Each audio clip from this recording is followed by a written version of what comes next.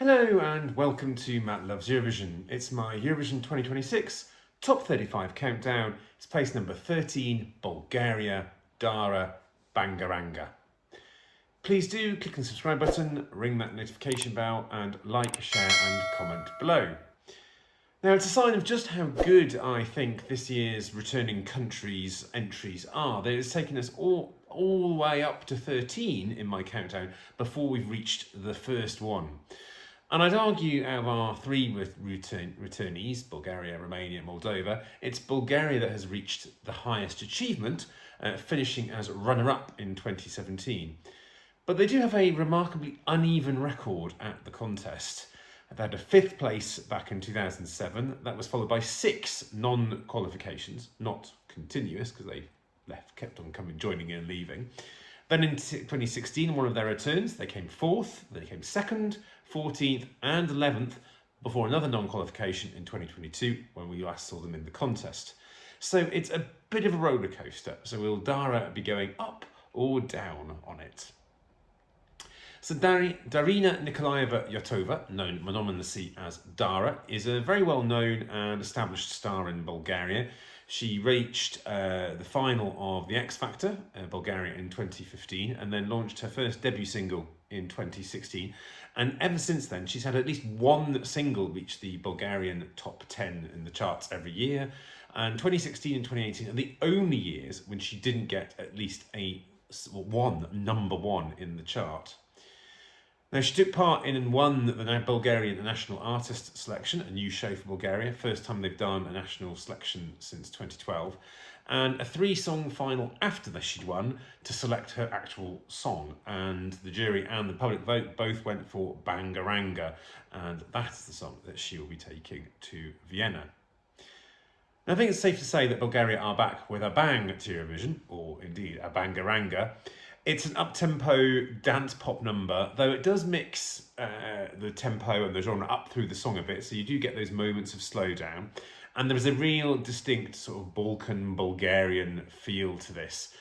I think it's really made for a live performance and for some great choreography, as seen, I think, in the national final performance and the song selection show. Now, the team behind this include that well-known to Eurofans anyway, member of the Dream Team. Dream Team have been behind many successful Eurovision entries, Dimitris Kontopoulos.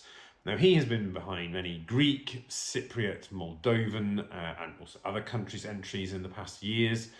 But this will be his first time for Bulgaria. And I think you can see his and other people that are involved, their influence in the production values and the stage performance and the choreography.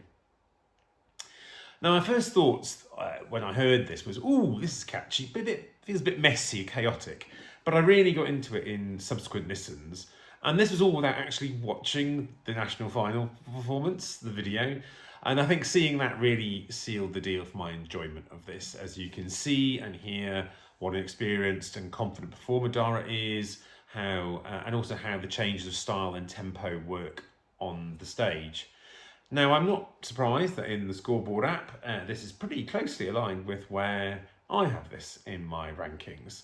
I think the producers also are showing some confidence and also pleasure that Bulgaria come back, because this is the song that opens up semi-final number 2, and which means we've got returning countries opening both semi-finals, Moldova in the first and Bulgaria in the second. So given we know what a roller coaster Bulgaria goes on in terms of qualifying, what are the qualifying chances?